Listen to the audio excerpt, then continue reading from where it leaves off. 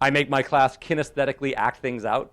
Sometimes people are like, well, how would you get them to do stuff in the classroom? I always kind of like to bring this up as what makes them think they have a choice?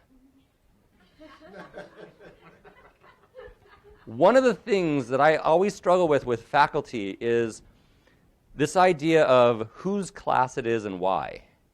It is your class. There are students in it. Sure, they paid to be there, but at some level, you have to take the helm.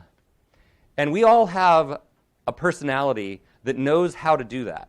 And you do it in different environments in your life outside of the university setting. Maybe it's the time that you're at the ticket counter for the issue with your flight, and you'd like something to happen. That person comes to the front of that and starts to make things happen. In your classroom, you have to have some kind of persona that allows you to help people realize what your expectation of their behavior is, and then play it out with them in real time where they believe you.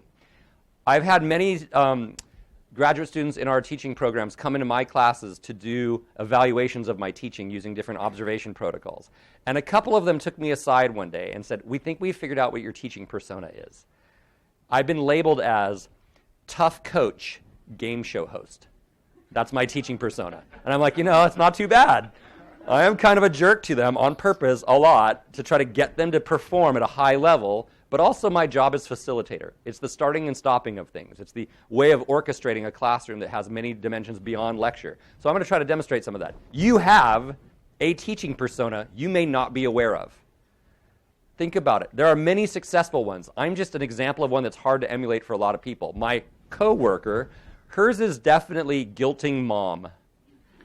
She's incredible at it. She can get people to do things that I can we try to persona swap and see for how long we can stay in the other person's persona, and it doesn't work. When you try to be somebody else, I cannot be guilting mom.